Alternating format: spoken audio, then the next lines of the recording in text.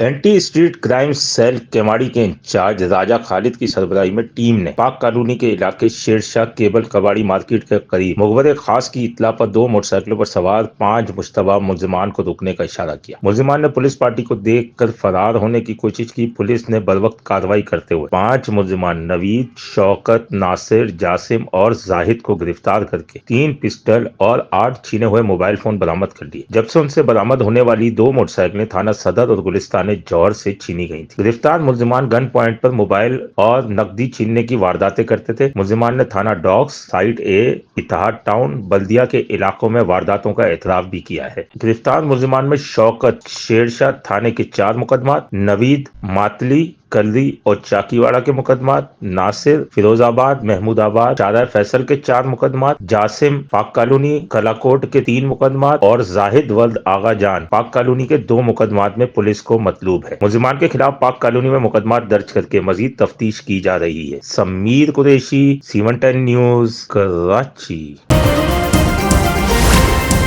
C110 news, خبر کی اصل خبر۔